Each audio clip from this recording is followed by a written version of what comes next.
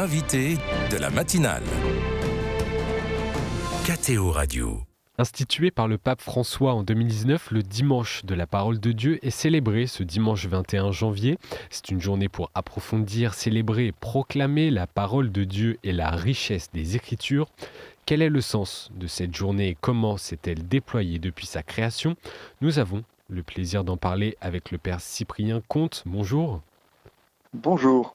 Vous êtes prêtre du diocèse de Toulouse et enseignant en exégèse biblique à la faculté de théologie de l'Institut catholique de Toulouse. Tout d'abord, Père, rappelez-nous pour commencer pourquoi le pape François a instauré ce dimanche de la parole de Dieu. Alors le dimanche de la parole de Dieu, donc le pape a écrit un texte publié le 30 septembre pour la fête de Saint-Jérôme en 2019 pour souligner la richesse et le caractère vivant des textes bibliques et encourager à ce que les croyants soient familiers avec la parole de Dieu, ce qui évidemment est une condition nécessaire pour transformer la vie. Vous voyez, il ne s'agit pas juste de connaître, mais de permettre d'approfondir notre relation avec Dieu et les frères. C'est évidemment le but de cette décision du pape. Et ça montre aussi que que la parole de Dieu est quelque chose de mouvant, qui n'est pas fixe. Oui, c'est vous savez, la parole de Dieu est une réalité centrale dans la vie de l'Église, dans la vie des croyants, dans la vie spirituelle de beaucoup de personnes, même en dehors de l'Église. Et en fait, on se rend compte que, notamment en monde catholique, il faut revenir sans cesse à cette source parce que on risque de l'ignorer. Et un père de l'Église disait que ignorer les Écritures, c'est ignorer le Christ. Donc il y a un vrai enjeu fondamental pour la foi et pour la vie. Et vous avez raison de souligner aussi que c'est une réalité dynamique. La parole de Dieu, ce n'est pas juste un livre, même si évidemment pour nous les chrétiens et dans une certaine mesure pour les juifs aussi, hein, nous avons des textes en commun qui sont en fait la mise par écrit de ces paroles de Dieu, en tout cas des paroles de Dieu qui nous sont parvenues et nous croyons, n'est-ce pas, dans la foi que Dieu a voulu que nous ayons tout ce qu'il nous faut. Il y a d'ailleurs une richesse assez énorme, hein. La Bible que j'ai sous les yeux dans mon bureau à l'Institut catholique à Toulouse, elle compte, je ne veux pas dire de bêtises, vous voyez, 2900 pages et un petit peu plus. Donc évidemment, voilà, à la fois il y a un texte, un livre, Oui. et puis c'est une réalité dynamique, et c'est dans la lettre aux Hébreux, qui est un texte du Nouveau Testament, il est dit que la parole de Dieu est vivante et efficace, et plus tranchante qu'un glaive à deux tranchants. Et en effet, tous ceux qui la rencontrent sérieusement, eh bien, en font l'expérience.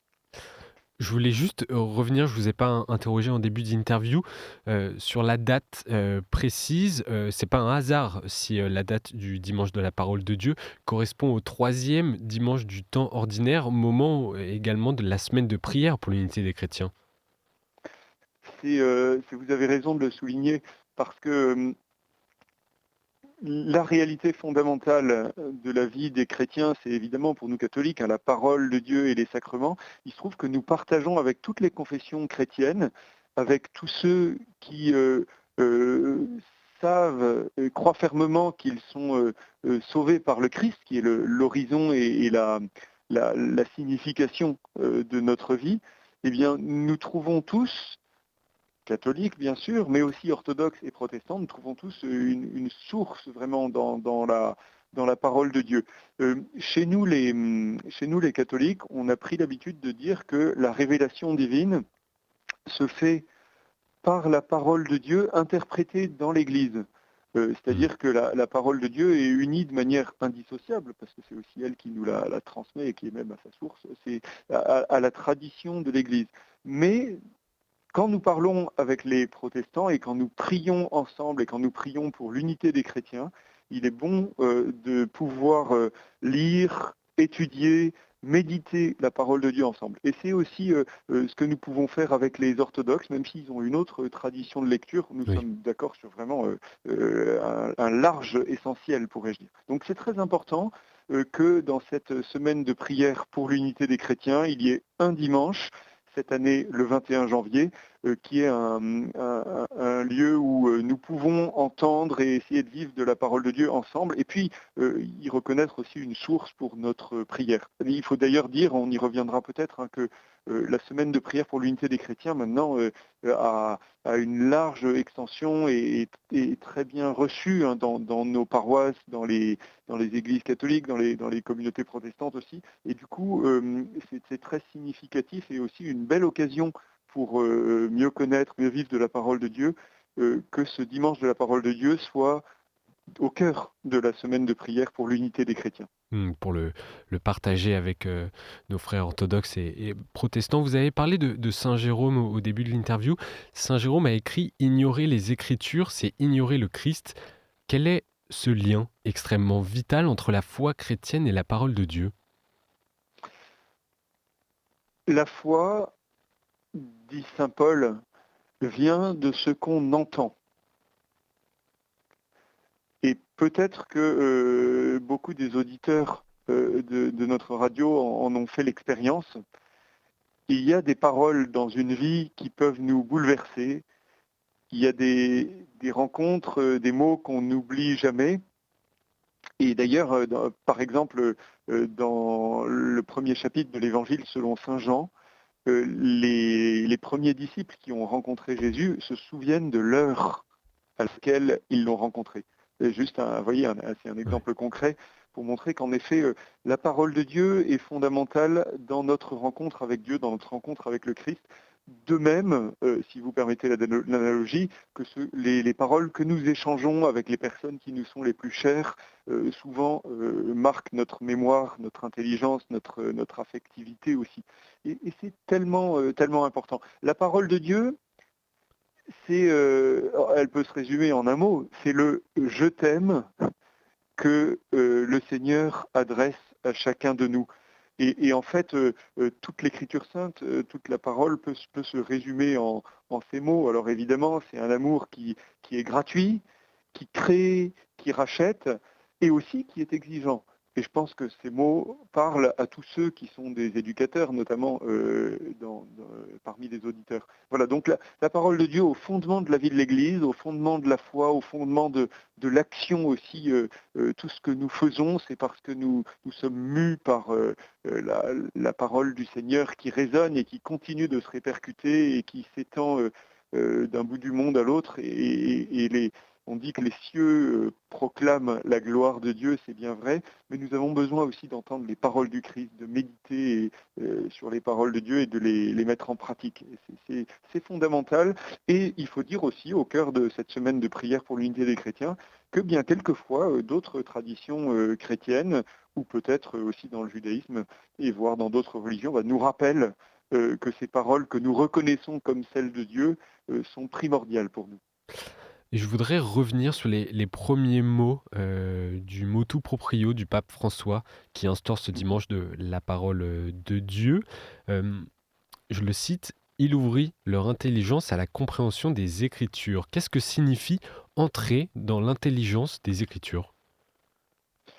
Le pape François a choisi en 2019 ces mots de l'évangéliste Saint Luc, et on connaît l'épisode au cours duquel il est dit cela.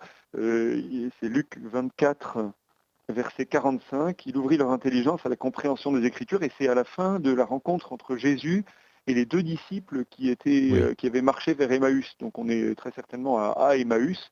Et après toutes les explications que Jésus ressuscité a données à ses disciples, il accomplit cela au-delà du cours d'exégèse, si vous permettez, qu'il vient de faire, en montrant comment toutes les écritures juives parlent de lui, en fait. Eh bien, il leur permet de les comprendre. On aurait envie de dire ici que c'est en fait l'action de l'Esprit Saint. Alors je viens de vous dire une bêtise, parce qu'en fait c'est dans l'apparition aux apôtres qui suit l'épisode des disciples d'Emmaüs. D'accord. Donc 24-45, le Christ, en fait, dans d'autres évangiles, on dit qu'il donne l'Esprit. aux apôtres, aux disciples réunis. Pourquoi est-ce que c'est très important de comprendre les Écritures? Au moins pour deux raisons. Ce sont des textes qui ont au moins 2000 ans, et pour l'Ancien Testament encore beaucoup plus. Et alors, le décalage culturel avec ce que nous vivons, ce que nous connaissons et les informations qui nous parviennent, ce décalage est quand même assez important. Et donc, il faut faire l'effort d'entrer dans un texte qui parfois nous semble obscur. Et paradoxalement, la parole de Dieu nous illumine. Vous voyez, on connaît ces mots du psaume. Hein, ta parole, Seigneur, est une lampe pour mes pas, la lumière de ma route.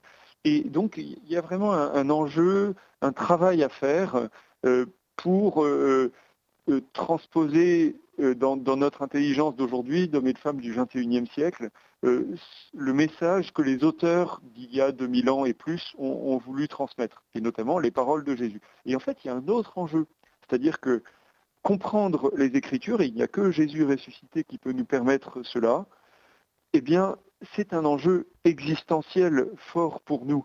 Parce que si nous comprenons les Écritures, nous sommes capables de les mettre en pratique, nous sommes capables de les appliquer à ce que nous vivons aujourd'hui, par exemple aux débats de société ou aux questions dans la vie quotidienne, où nous pouvons, vous voyez, c'est un peu comme le prophète Jérémie qui voit des objets de la vie quotidienne, donc chapitre 1 du livre de Jérémie, oui. Il voit un chaudron bouillant avec l'ouverture au nord, et il comprend en fait que c'est une espèce une métaphore de la vie politique et de la réalité fondamentale qui concerne le pays où il vit. Eh bien, nous avons à faire le même travail. Comprendre d'abord ce que les auteurs ont dit il y a 2000 ans et plus, et puis comprendre ce que cela veut dire pour nous aujourd'hui. Alors vraiment, il faut que le Seigneur nous ouvre nos cœurs, nos intelligences à la compréhension des Écritures. Père Cyprien, on compte sur un aspect de prière personnelle ce dimanche de la parole de Dieu et à vivre non pas seul, également, comme le dit le pape François, mais en lien avec la communauté chrétienne. Quelle est l'importance de la communauté dans ce rapport à la parole, en quelques mots? La communauté est convoquée par la parole de Dieu. Vous savez, l'Église, étymologiquement, ça veut dire la communauté convoquée. Et ça fait référence au peuple d'Israël rassemblé dans le désert, dans le livre de l'Exode. Et en fait, nous entendons la parole ensemble, chaque dimanche et peut-être même chaque jour, mais spécialement ce dimanche, pour le dimanche de la parole de Dieu, il y aura un certain nombre d'initiatives pastorales pour mettre en évidence l'importance de la parole de Dieu. Il y a des paroisses où ça ne change rien parce qu'il y a trop de dimanches à thème, mais il y a aussi des paroisses et des diocèses comme à Albi, près de chez nous à Toulouse, hein, où il y a impression de l'évangile de Matthieu ou bien l'envoi d'un schéma de célébration qui est proposé. Donc il y aura sûrement une foule d'initiatives autour de ce dimanche de la parole de Dieu et si ce n'est pas le cas, on peut en proposer pour l'année prochaine peut-être. Oui, et on rappelle que la parole de Dieu n'est pas à vivre seulement ce dimanche, mais bien tous les jours. Merci. Père Cyprien Comte, je rappelle que vous êtes enseignant à la faculté de théologie de l'Institut catholique de Toulouse. Et pour nos auditeurs, j'indique également que KTO retransmet en direct de Rome la messe présidée par le pape François demain à 9h30. Bonne journée. Au revoir.